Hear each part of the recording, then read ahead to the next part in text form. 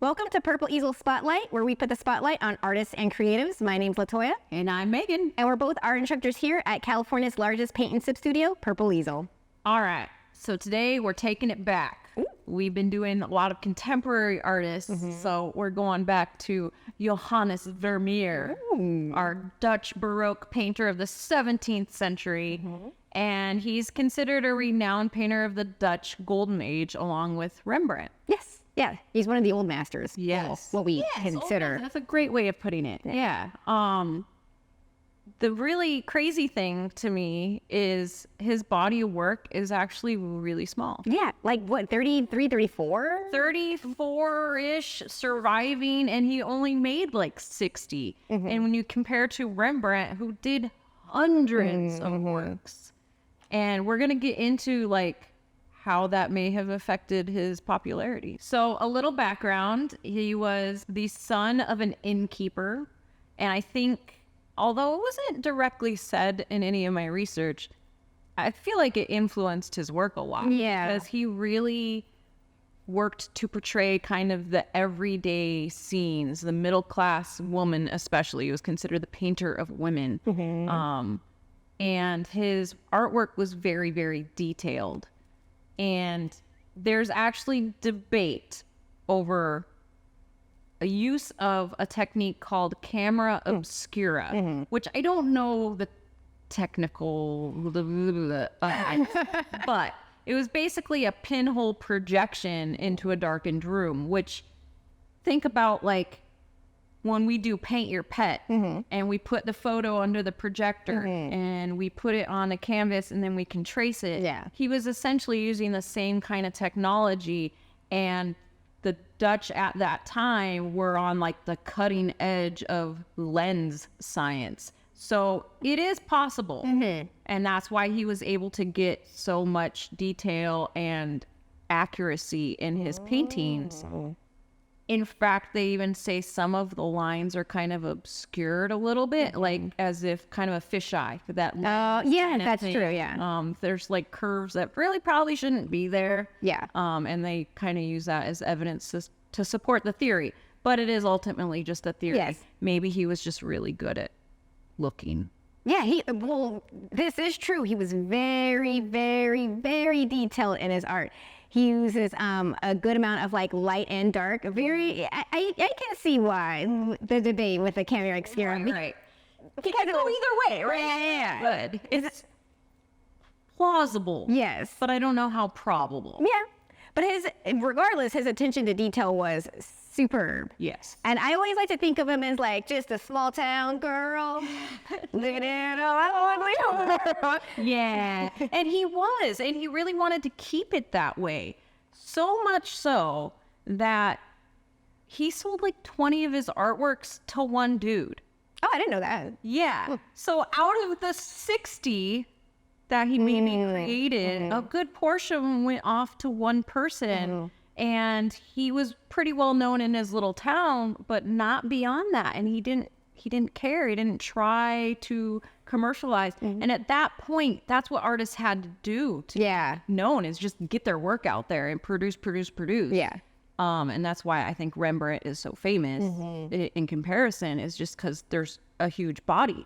But yeah, he really dialed it in and took time on his stuff. Luckily, because of the patron he had, it kind of gave him some financial stability that he could string things out a little bit and do it at his own pace, which I think is a nice approach. Also, I saw that he was more of an art dealer than, like you said, making just like a plethora of artwork. Yeah. And there wasn't a lot of records, because I was wondering how much did he sell it for? But there's not a whole lot of information records, because he lived and died in the same town that he was. The same house, basically. Yeah. He lived with his mother-in-law and his wife, and like that was it. In fact, everything was painted in the same room. And you can totally see the light sources always coming from the same spot, the same tile floor. He just dresses it up differently and has different models, and it's crazy. Like you could totally see it. Yeah. So you know to look for it. So look for it. Yes. But yeah, it was it was crazy how he just, did his thing and he was all right. Yes. He basically did everything wrong in terms of like marketing. Yeah. But yet we still revere him. Very much so. One of the things I thought was an interesting little fun fact, as I love my little fun facts, he was one of the only artists to generously use ultramarine blue. Oh, really? Yes, it was so expensive that it was worth more than gold because it was made from crushed lapis lazuli, which was only being mined in the Middle East. Yeah. So it was really hard to get. Wow. And like created very, very, very vibrant paintings. And he was just like,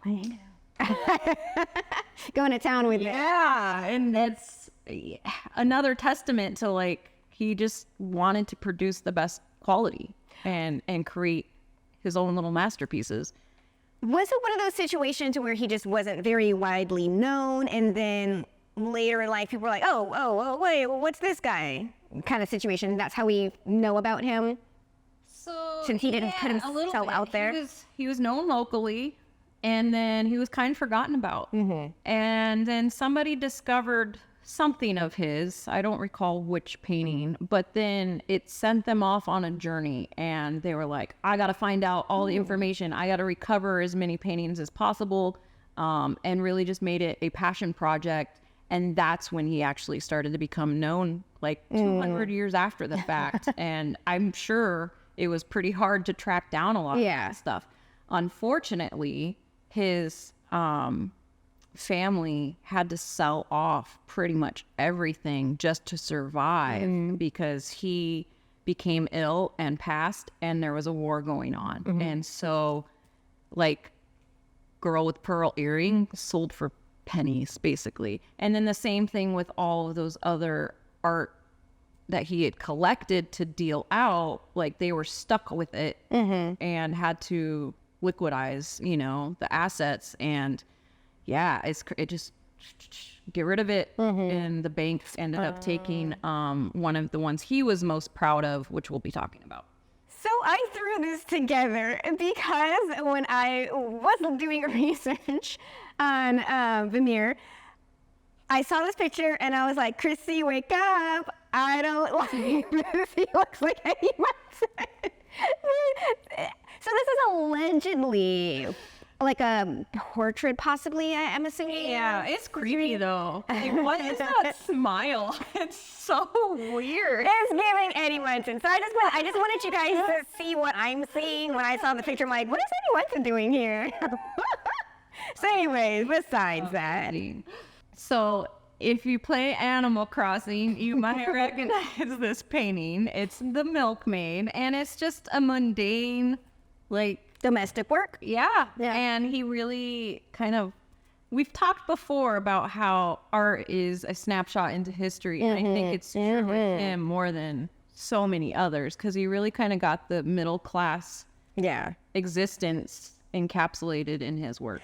You know, the really cool thing I like about his work too, and in general, is that it's like domestic stillness. There's a work, but like a quietness about it. Yeah, I can if that see makes that. any sense. It totally makes sense. It is like the quiet moments that exist. I mean, there's a good chance there's kids running around screaming at the top of their lungs, but at least in that moment, there's some peace. Yeah. Right? Like a little bit of serene. And then you can see it again with the lace maker. She's just so into her work. Yeah. And it's that kind of zen. Yes. I love it. Yeah, I do too. It's very nice, quiet, relaxing. It's like when you're working, but you're tuned out. Yeah, you're just in the zone. Yeah. That's exactly it. And then here we have some emotion. This chick is laughing at something. I imagine it's a gentleman suitor who's, trying to woo her, and apparently doing a pretty good job of it, because she seems pretty happy. She seems happy, but there is still like a very nice stillness about it. It's so strange, but yes. I love his pose too, like the very cavalier. Yeah, casual. Yeah, and it's interesting to me how we're looking at his back, but her face. Yeah. And you get a little bit of his nose, but that's it.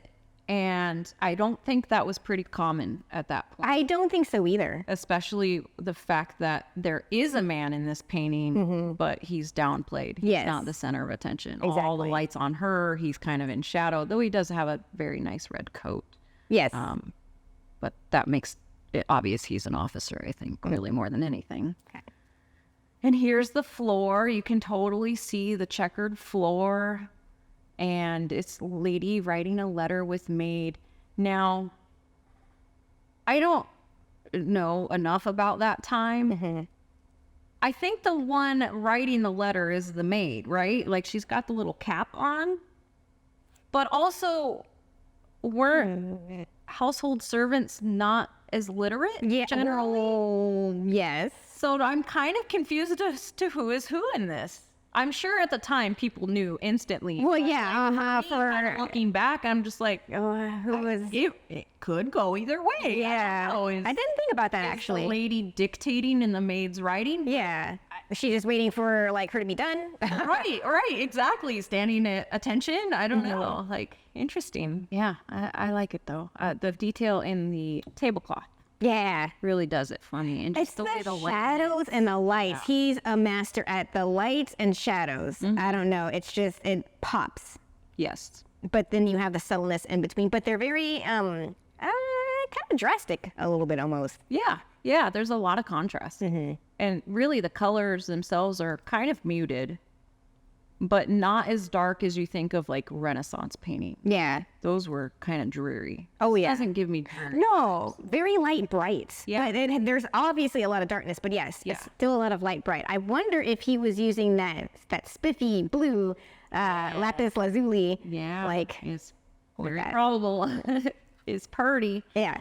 So I want to talk about this work because this is what he was like most proud of. And it's the art of painting. And it's literally a painting of a painter painting. Yeah, I don't think people did that also back in the day. Right. Again, the guy's back is to us. Yeah. And you can see the female subject, which you kind of have to, right? Like as a viewer, you feel like a voyeur in this particular Yeah. because it's like you're peeking in, like the The curtain, curtains yeah, you're like, everything oh. gives it kind of like a- this is a sneak peek behind the Yeah, scenes. exactly. Very. This is the extras. Yeah, yeah. And maybe that's why he was so proud of it, because it depicted his life and his work and what was important to him. Before we get into the piece de resistance, I want to touch on a theory I have Okay. as to why his body of work was relatively small. Yeah. His wife gave birth to 15 children. They did not all survive infancy, but dude had no time to paint. Between making the babies and raising the babies, like, it's no wonder. And nobody has made that correlation before, or at least I have not read it in any of the research. I looked at quite a few sources. Yeah. And nobody was like, Oh, that was clearly the reason. I guess you can come up to your own conclusions. So that's my working theory. Okay, and I know that it did take him a long time to paint. So, I mean, with that and his style of painting and the attention to detail that he had, yeah, Seems possible. yeah, checks out. Probably a thing, right? Yeah. That's a lot of kids. In fact, when he passed, that's part of why they had to sell off all the assets, because his family had nothing. So, like, you Yeah. pay for all them kids. Yeah. Oh my God. Yeah. Oh, I can't even handle the one. I don't know. It's a lot of kids. No wonder his wife was depicted in multiple, because she's Stays working. She stays in a different frequency. in a lot of the paintings too. So I mean, Lord. she must have spent half of her life playing that. Probably. Oh, poor woman. So, Toya, So, Megan. I like your wardrobe choices today. Well, I also like your headband today. We did it on purpose. Because if you didn't know what Vermeer is really famous for, it's this one. And this is everywhere. I've seen cats. Oh yeah. Like so many renditions. I feel like we drew them. I don't know. it was on the board. Wait, yes. So let's get into it. Let's talk about it. Girl with the pearl earring. Now, I don't know if this is true or not, but she technically isn't real, correct? Yes. So it's not a portrait. Yeah. So, and the thing about this work is you don't know who she is. She's kind of an everybody. You don't even have like the status cues that you would normally have. It's a black background, which none of his other stuff had. And so is she elite? Is she just a maid? She can be anything. It's kind of nondescript. And one of the things that was so well loved about his work is that it was pretty timeless. Now looking back, it definitely has like, oh, that's way back when. That's old world. Yeah. But at the time, it could have been any time within multiple centuries. Yes, that's actually very true. And so I think this that's it. particular work was considered obscene Really? because her lips are parted. Oh, that's not a thing you can do. That was not a thing. You compare it to the Mona Lisa, Okay. who was tight lips, Uh-huh. and it just had some sort of sensual quality to it that people were not there for. And it ends up being the most iconic. I wonder if that's where photographers, like, they have you do, like, if you're trying to do something, like, sensual or something, they have you, like, half open your, like, I can't do it. Like, not honest. Yeah. But I wonder if that's where that came from. I don't know. I don't know. It is alluring. I don't think it's vulgar by any means. I mean, at the time, You could have caught someone mid-sentence or mid-smile. We've seen plenty of stills of us with our mouths open. Yes. Sentence, but yeah, I just. Why do you think this piece is as famous as it is? You know what? I'm wondering if it's just because I was told. Not in a bad way. That's valid. I don't dislike it. I love this. Yeah. But I think just growing up, you get taught that this is huge. It's kind of like anything like Picasso did this, and you're like, okay, He's one of the I men. noted. Yes. It's not like as crazy cool as some of his other work that I think is really super duper cool. But I mean, I still love this, no matter what. I have nothing negative to say about. For me, it's the pearl. It's the pearl and it's the pose, because if you look at all his other work, and I think most work at the time, it's pretty much front. You don't really get the full profile. Yeah. We're not doing that. I mean, this is kind of it's between full profile and 3/4. Yes. Really. But it's the over the shoulder. Yeah. The sensuality. I was too, is thinking, kind of over the shoulder bit. which no one had done anything like that before either. The like. Yeah. I could see. Still, I mean, by today's standards, it's obviously not like. But context is important. Yes. And just like all the things, when it's new, it's controversial and it gets attention, and maybe that's how you become famous. I don't know. But yeah, he totally had a thing for backs. Yeah, I can see that now. Connecting the dots. Yeah. Of all the backs we've seen. All the backs. But wait, we've got more backs with our next artist.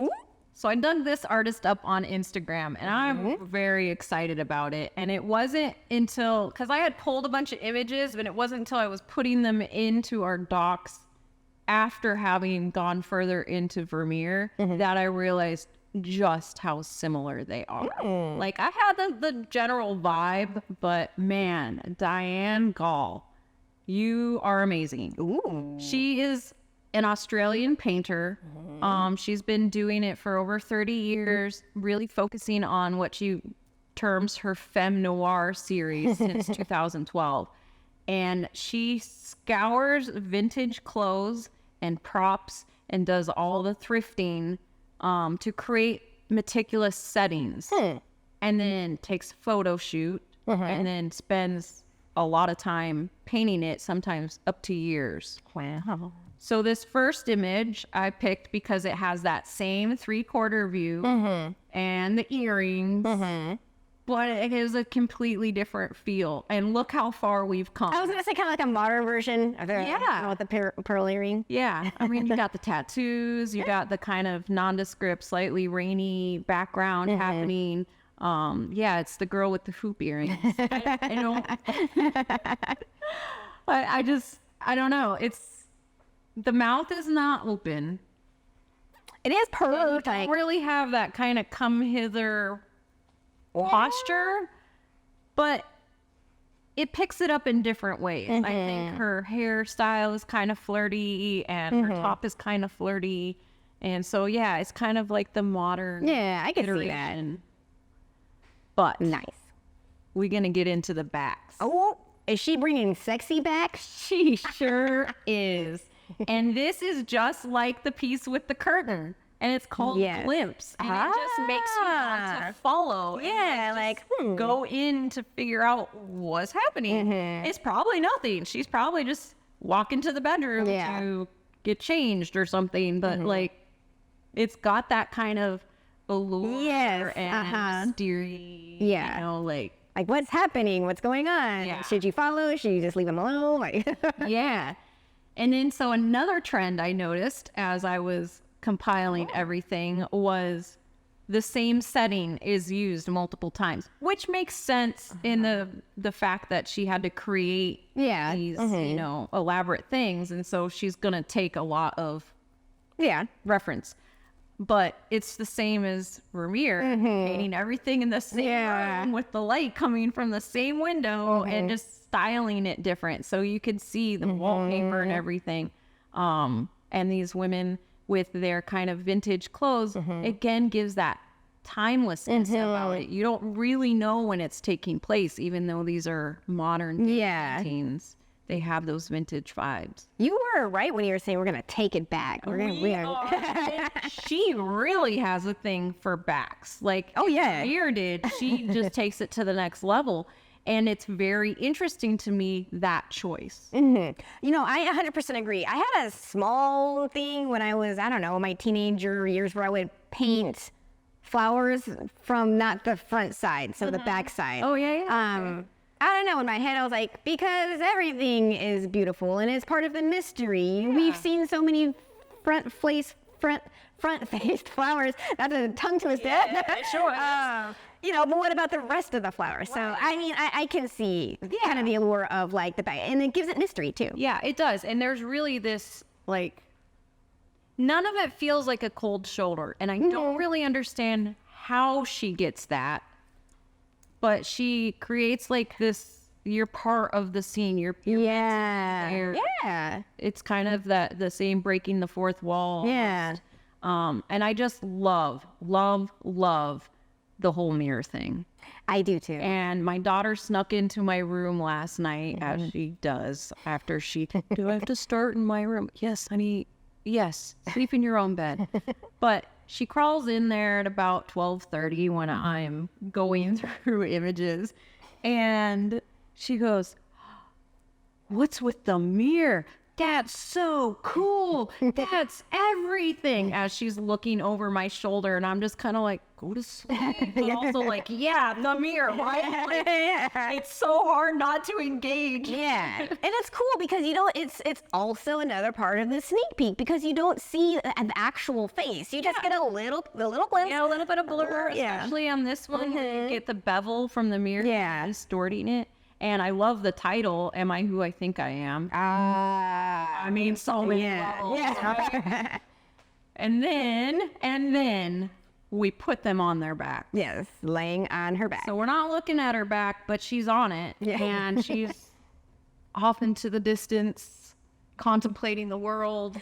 And I see the light and darks, and extreme darks, extreme lights. Yeah, and the way that the like satin finish of the dress is achieved. And I love the juxtaposition of the vintage dress, the old like oriental rug, and then the bright pink hair. Yeah. Like it just, I don't know. It does something for me.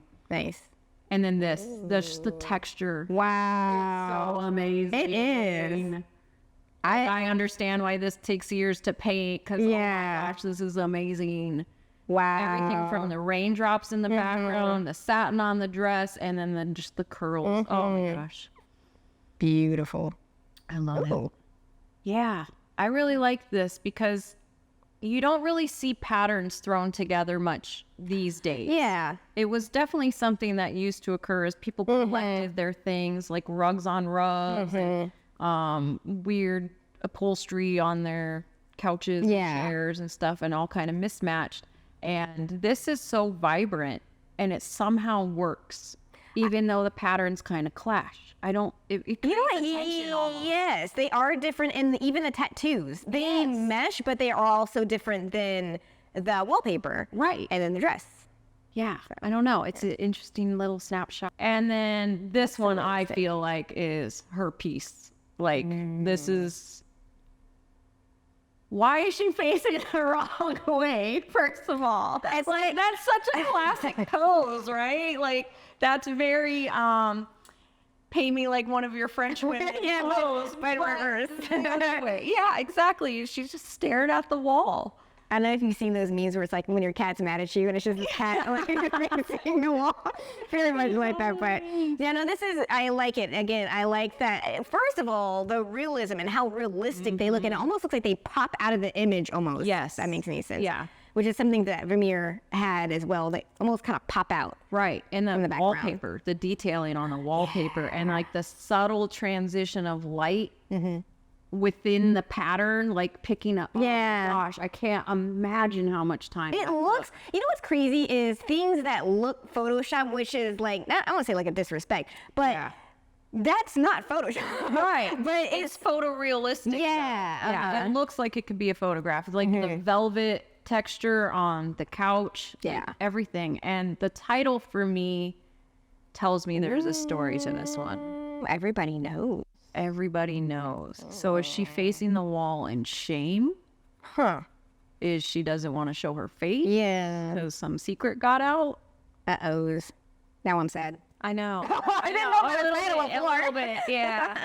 But, I mean, I still love the work. It's just, it's a mind boggle. It really is. It makes you work as a viewer. And there's something about that like gets me excited when I'm looking at artwork. So I have a question for you, and it's the mystery of the allure. And what does that mean for your art specifically? Ooh. For me, and I've talked to guests about this, the challenging part of it being an artist is you're going to be frustrated with most of your work because whatever you have in your head does not always translate to whatever you are creating. And so you experience, self-doubt or frustration or a myriad of somewhat negative emotions about it. And I would say that's the large majority of your work. Yes. So when the guests are complaining like, oh, this is awful, blah, blah, blah, blah, I'm like, then that's the mark of a true artist, that you're dissatisfied with your work. Yeah. And what you really need to do, and I tell them, like, it's taken me a long time to get there, but you need to step back and remove your expectations. Oh, yeah. Because what you see is not what the viewer sees. Somebody who did not see the vision in your head is taking it at face value, and they are experiencing it in a completely different way. And so you can't judge your success on whether or not you were happy with it. Okay, so I might need to tell customers that now because I always tell them, they think I'm playing around with them when I'm saying, that's beautiful, but because I'm not them, I'm not seeing it the way they're seeing it. I'm seeing it as just like an objective viewer, like that's what it is, and that is not what I thought, and I really like the difference of our thought process. Yeah.